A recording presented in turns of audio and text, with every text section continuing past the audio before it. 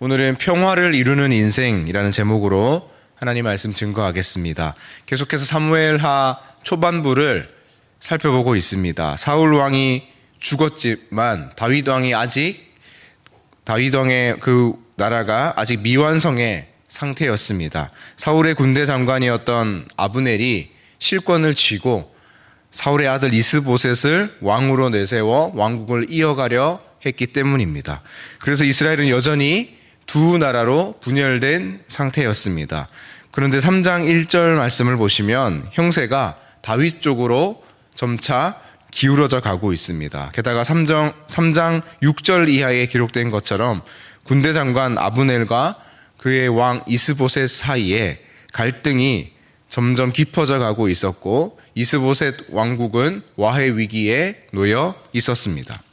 이때에 아브넬은 정치적 계산이 빠른 사람이었습니다. 그래서 다윗의 시대가 곧 올 것이다 라는 직감을 하고 3장 12절 이하를 보시면 움직이기 시작합니다. 아브넬은 다윗에게 전령을 보내 화친 조약을 제안합니다. 그런데 놀랍게도 이 제안에 다윗이 응합니다. 여러분, 다윗에게 있어 아브넬은 그리 반가운 상대가 아니었습니다. 아브넬은 사울에 비견될 만한 다윗의 원수였습니다. 사울의 군대 장관으로서 다윗을 모함해 왔습니다. 사울과 함께 다윗을 죽이기 위해 혈안이었던 사람이 바로 아브넬입니다. 사울이 죽자 또다시 이스보셋을 왕으로 앞세워서 다윗의 집과 반목했던 인물이 또한 아브넬입니다. 이제 와서는 이스보셋 왕국이 와해 위기에 놓이게 되자 또 자신의 입지가 불안해지기 시작하자 다윗에게 와서 빌붙으려는 야비한 인물이 바로 아브넬이기도 합니다. 그래서 아브넬은 다윗에게 그리 반가운 상대가 아니었습니다. 그럼에도 불구하고 다윗이 화친조약 카드를 가지고 찾아온 이 아브넬의 제안에 응하는 이유가 무엇입니까? 다윗은 오직 하나님 나라를 세워가는 일에만 집중했기 때문입니다. 원수를 갚는 일보다 이 피의 전쟁, 형제의 전쟁을 멈추고 이스라엘이 한 나라가 되어 평화로운 하나님의 나라를 세워가는 일이 바로 하나님이 원하시는 일이고 자신이 완수해야 할 사명임을 분명히 기억하고 있었기 때문입니다. 그래서 아브넬의 이 화친에 응할 뿐 아니라 그를 위해 잔치를 열어주었습니다. 그리고 협상 카드로 미갈을 돌려달라라고 하는 지혜도 우리가 볼 수 있습니다. 사울의 오른팔이었던 아브넬을 장차 세워질 이 통일 왕국의 요직에 앉히고 또 사울의 딸 미갈을 다시 데려오면, 다시 품는다면 앞으로 세워나갈 이스라엘 왕국이 온전히 하나가 되는데 큰 도움이 될 것이다 라고 생각하고 계산했기 때문입니다. 다윗이 하나님 나라를 세워가는 일에 가장 중요하게 여긴 가치는 바로 평화입니다. 평화를 위해서라면 자신의 원수를 갚는 일도 또 개인적인 그런 감정도 개인의 자존심도 다 뒤로 할 수 있었습니다. 사울을 죽일 수 있었던 두 번의 기회를 그냥 넘긴 것도 또 사울의 죽음 소식 앞에서 애가를 지어 진정으로 슬퍼할 수 있었던 것도 이 평화의 가치를 쫓았기 때문입니다. 하나님이 기뻐하시는 가치가 바로 평화임을 알았고 하나님이 원하시는 방식 또한 평화라는 사실을 다윗은 기억했기 때문입니다. 아브넬과의 화친 조약이 잘 이루어졌고 이제 평화로운 왕국, 하나님 나라의 통일 왕국이 세워질 일만 남은 줄 알았습니다. 그런데 오늘 본문을 보시면 또다시 위기가 찾아옵니다. 오늘 본문 22절 말씀을 보시면 다윗의 신복들과 요압이 적군을 치고 크게 노력한 물건을 가지고 돌아오니 아브넬은 이미 보냄을 받아 평안히 갔고 다윗과 함께 헤브론에 있지 아니한 때라. 23절 요압 및 요압과 함께한 모든 군사가 돌아오매 어떤 사람이 요압에게 말하 이르되 넬의 아들 아브넬이 왕에게 왔더니 왕이 보냄에 그가 평안히 갔나이다 하니. 전쟁을 마치고 돌아온 요압이 소식을 듣게 됩니다. 이 찾아온 아브넬과 다윗 사이의 화친 조약이 아주 원만하게 이루어졌고 그 소식을 들은 요압은 매우 불만스러워합니다. 그래서 24절 말씀을 보시면 요압이 왕을 찾아가서 다윗을 찾아가서 말합니다. 요압이 왕에게 나아가 이르되 어찌하심이니까 아브넬이 왕에게 나아왔거늘 어찌하여 그를 보내 잘 가게 하셨나이까. 25절 왕도 아시려니와 넬의 아들 아브넬이 온 것은 왕을 속임이라. 그가 왕이 출입하는 것을 알고 왕이 하시는 모든 것을 알려 함이니이다 하고 요압이 불만을 쏟아내고 있습니다. 아브넬의 그 속은 그렇지 않다라고 다윗에게 항변하고 있습니다. 요압이 이렇게 불만을 표출하는 이유는 무엇입니까? 오늘 보면 27절 맨 끝과 30절 맨 끝을 보시면 똑같은 표현이 있죠. 자기의 동생 아사엘의 피로 말미암음이었더라. 아사엘을 죽인 까닭이었더라. 요압은 2장에서 자기의 동생 아사엘을 죽인 아브넬에 대해서 칼을 갈고 있었던 것입니다. 군대 장관으로서 대의를 쫓기보다 개인적인 감정을 앞세운 사람이 바로 요압입니다.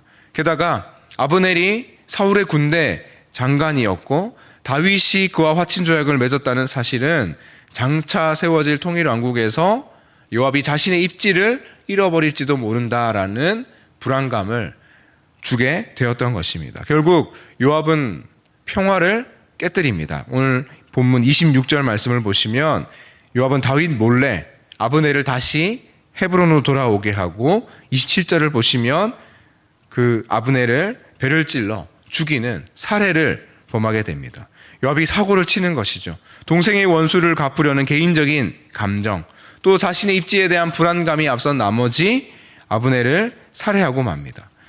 지금 사고는 요압이 일으켰습니다. 사고는 요압이 쳤습니다. 그런데 왕 다윗의 상황이 매우 난처하게 된 것입니다. 졸지의 왕 다윗은 권력 때문에 사울의 집의 군대 장관인 아브넬을 무참하게 살해한 왕이 되어버린 것입니다.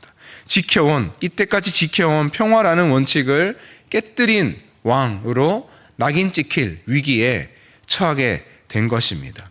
오늘 본문은 다윗과 요압의 모습을 대조적으로 우리에게 보여주고 있습니다. 다윗이라고 왜 이 사울의 군대 장관, 자신을 10년 동안이나 그렇게 모함하고 쫓아오고 죽이려 했던 그 아브넬이 밉지 않았겠습니까? 그런데 다윗과 요압이 달랐던 점은 무엇입니까? 다윗은 하나님이 원하시는 방식, 평화, 하나님이 기뻐하시는 가치인 평화의 기준으로 모든 일을 판단하고 차근차근 해결하려 했습니다. 반면에 요압은 어땠습니까? 개인적인 감정과 자신의 입지에 대한 불안감을 느낀 나머지 이 모든 일을 그르치고 만 것입니다. 주 안에 사랑하는 성도 여러분, 우리도 이 세상을 살다 보면 또 신앙생활을 하다 보면 싸우고 싶을 때가 있습니다.